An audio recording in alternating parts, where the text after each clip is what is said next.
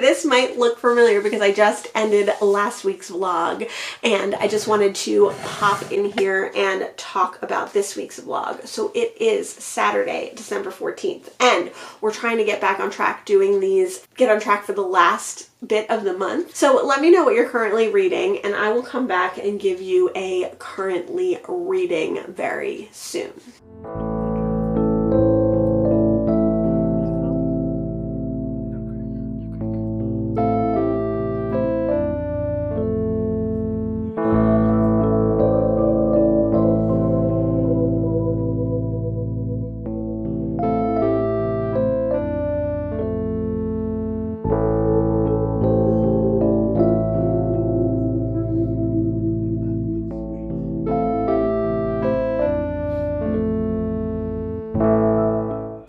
It's Monday and I am procrastinating so hard right now. I woke up late. I didn't even get up until like, I don't know, 9:45 or something. My husband went to the office, which ideally should mean that I get some stuff done today because I will have ever so slightly less distractions. Listen, I'm never excited for him to be in the office. I would rather us all, me and the cats and my husband, all be home all the time, right?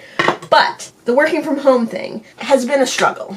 I have not mastered it and I'm still struggling with it. Hence like the procrastination today. Like I still struggle with it, right? So it used to be that when my husband was home, I wouldn't get anything done. I'd feel like I needed to, you know, make lunch for him and do all the stuff and like be productively like working on other stuff in the house. So when we were both home together, I wouldn't get a ton of my work from home stuff done. And then when he would go in the office, because he was going in the office more regularly, I would get a lot of work from home stuff done and I would just like buckle down and like, you know, sit down and get stuff done, right? I am a person who can definitely sit down and do 5 or 6 hours of work if I get into a flow, barely get up or whatever. When I go to my office job, that is what I do. I like put my earbuds in, I do the work, and I get up 5 hours later and, you know, leave basically, or 6 hours later or whatever. Then this shift happened where I started getting a lot of work done when he was getting work done. And it could have had something to do with moving my office because when I first started, I was working in the same room as him and then I made an office and you know, we are in separate rooms now. So that definitely could have been part of it. But I know that I was being less productive when he was home still when I had my office here. And then this shift happened where I was able to get so much done while he was working, maybe because he was focused in that room and I was focused in this room and I was just like getting my stuff done. He also talks on the phone a lot for his job and I hate talking on the phone and I don't particularly like to listen to people talking on the phone. So when he's talking on the phone a lot to his coworkers, I get to like shut my door and then I'm just in this space by myself. Obviously audiobooks also help. Sometimes watching a YouTube video like in the background on my desktop while I'm doing my other work is okay. But a lot of times when I'm working, I don't do anything. Like I'm just working because like I have to concentrate on numbers or whatever. So I can't have like any other distractions. Something I never do while I'm working is listen to music, which I think I would like to change a little bit in the new year. I think I'd like to listen to a little bit more music in the new year, just generally. Shout out to my BFF who gave me, and her husband, who gave me access to their Spotify because I never had that before and it's lovely. So the shift happened, but now when he's not home, it's so infrequent because a shift also happened where he had been going into the office very regularly, like 2 to 3 times a week, and then all of a sudden he barely ever goes in. So he'll go in, like this week he happens to be going in 3 times, but like he hasn't gone in 3 times in a week in a really long time. So now when he goes in, because I don't usually have the house to myself, I'm like, oh, I have to do all this stuff that I couldn't get done while he was here. So like filming is a big one, and that means that I get to go all around the house and film if I want to. Cleaning, making a mess to clean other things is something that I try not to do while he's here. But anything in the like living room, dining room, kitchen, because our living room, dining room, kitchen are pretty open to each other, are things that I don't really do while he's working. Like, yeah, I'll wash the dishes or I'll clean the counters or I'll whatever. But like if I want to do like loud things or obtrusive things, like I don't do them while he's home. So I find myself wanting to do those when he's not home, which means that my work from home day is often like interrupted. Oops. Today is like a combo. I have to do both. Like I have to get my work done because it's a payroll week and I need to get this stuff done. He's out of the house, so there are other things that I would like to do as well. So all that being said, I'm just checking in with you. We have a super busy week. Today, he's in the office, I'm working. Tomorrow, I'm going to my office, and then I have one of my holiday parties. Wednesday, we're seeing my dad for dinner, but in the morning I have to go out for a meeting, which is pretty rare. Thursday, he's going to be in the office, so I will have all of Thursday to work. It's his Christmas party on Thursday night, so he's staying over, and it's like 2 hours from us, so it's easier if he just stays over with someone who lives closer than to come all the way back, especially if they're going to be drinking or anything like that. So Thursday, I will have the whole day to work or do stuff at home, and then also Friday morning. And then the weekend, we have something to do both days on the weekend, I think, and then it's like the week of Christmas. Very, very full time. Lots of stuff to do. So we'll see what else we get up to with this vlog. Yesterday, we went to the beach, which was nice. We were like hemming and hawing because it's been really cold, but we got ourselves together and went out to the beach, and that was really fun. We got a hot chocolate, which was fun. We don't do that very often. That's all. I still haven't done a book check-in. I will do a book check-in at some point.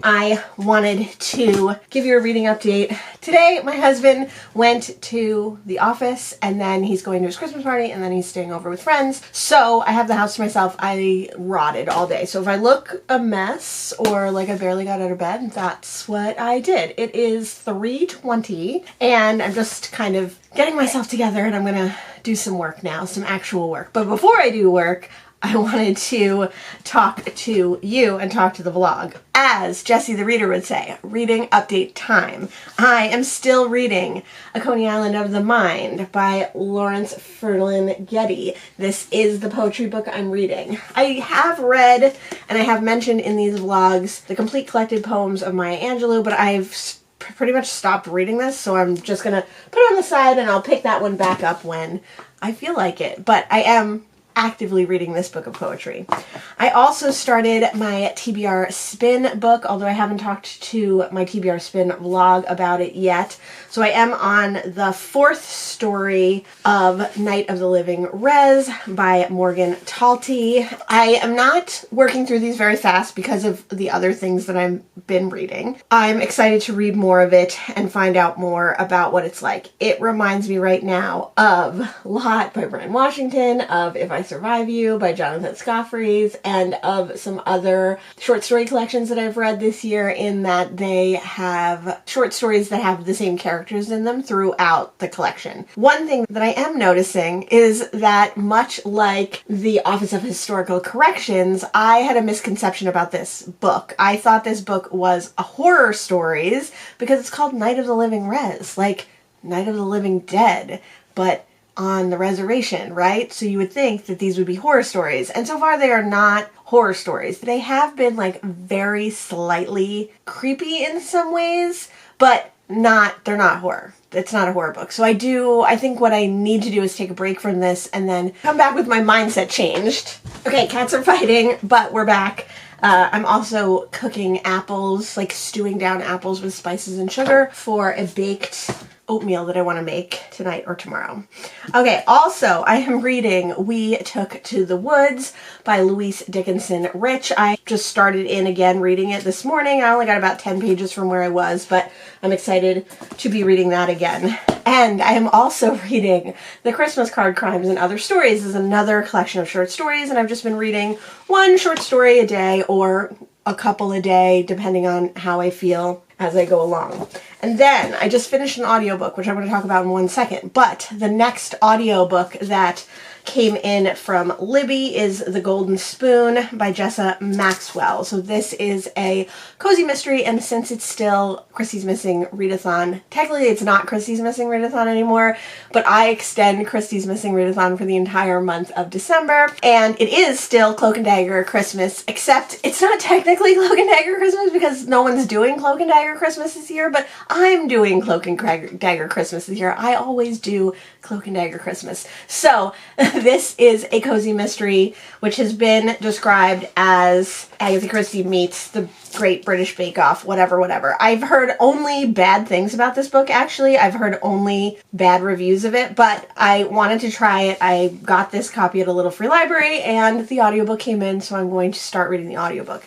The audiobook that I just finished, and the book that I just finished, is Never Let Me Go by Kazuo Ishiguro.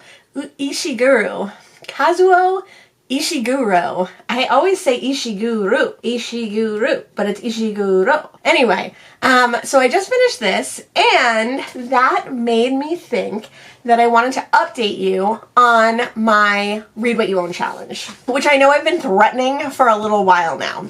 So I have all these steps that I take when I finish a book.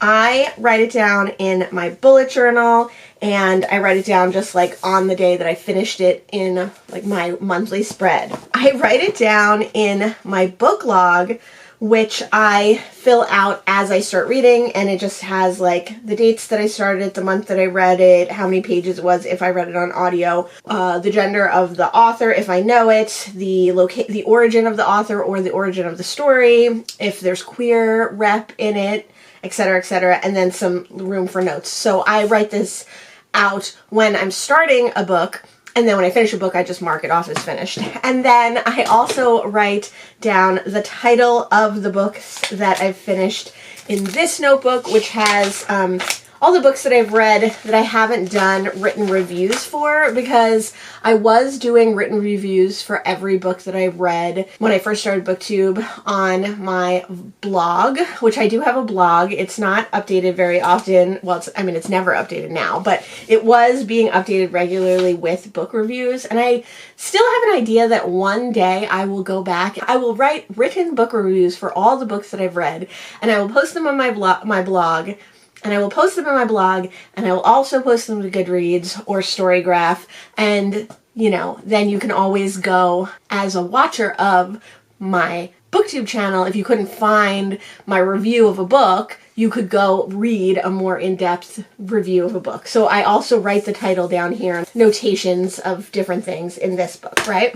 And then I also mark it down on my RAB spreadsheet, which is my recently acquired books spreadsheet, which has every book that's come into the house since 2022 and what's on my TBR before. So it acts as like a TBR spreadsheet because all these books are either on my TBR, either on my red shelf, either on my collections, either down in the basement, or are books that I mark somehow where else they might go. So what I did on my RAB spreadsheet was I started a little page for my Read What You Own challenge, and it just has a few notes about the challenge and like what I'm trying to accomplish. And then I've been writing down all the books that I read and whether they fit into the challenge or not, because some of the books obviously don't fit into the challenge. If you want to see this page and see more about my RAB spreadsheet, there's a video coming out about that soon.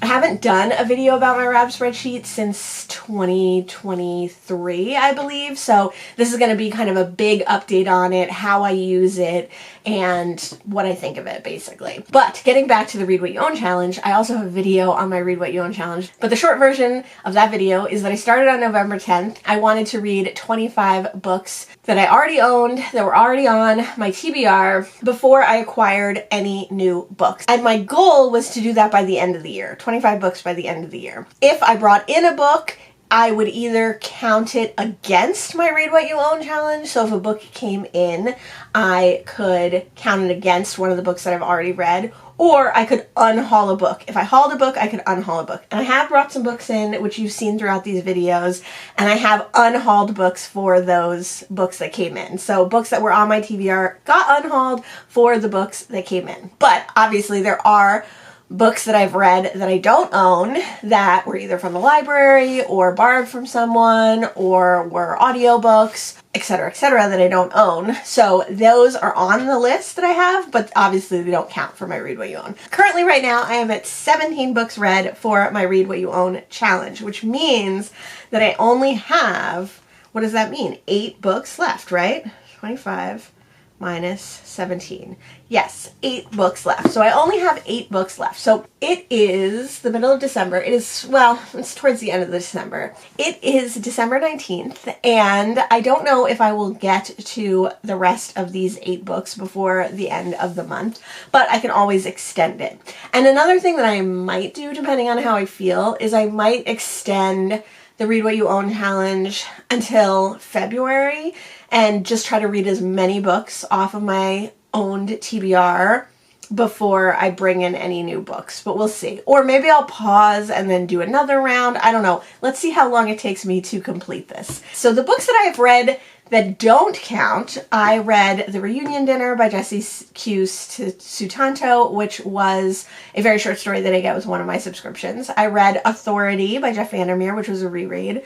I read Acceptance by Jeff Vandermeer, which was a reread. I read A Caribbean Mystery by Agatha Christie, which was an audiobook that I don't own the physical copy of, which is shocking because I have a whole Agatha Christie shelf, and I have a whole Agatha Christie collection. Actually, it's this one up here. I have a whole Agatha Christie shelf and a whole Agatha Christie collection, and so I thought for sure I would have that one, but I don't have it. So that's one that I definitely want to purchase now that I've read it, hopefully in a very cool vintage mass market paperback cover. I read Absolution by Jeff Vandermeer, which I borrowed from my dad, but it was a library copy. So he got it out of his library and he wasn't going to read it, so I borrowed it before he read it. And then the last book that I have read that doesn't counter this challenge is Make Me Rain by Nikki Giovanni. I read this on the day that I found out that Nikki Giovanni passed away, and this is a collection of prose and poems, which I highly recommend. It was great. So all the other books I have read for this challenge, they were on my TBR, which, like, again, totals 17, so that's very cool. So how many books does that mean that I've read since starting this channel in just challenge in general? Total, I've read 23 books since November 10th. It's December 19th. That's pretty good. Like I said, I don't think that I can read 8 books in the next 12 days that I currently own. Now, if I were reading short stories and I were reading poetry collections, little snippets, things like that, that I have on audio, I think I could get through that many, but I'm not trying to push it. One of the things that I've learned this year is not to force my reading in any way. So not to force it to be fast, not to force it to be slow, to just read however I feel and whatever I'm feeling and be happy and comfortable with that. So let me know in the comments below if you are doing the Read What You Own challenge. When I have something else to say in this vlog, I will let you know.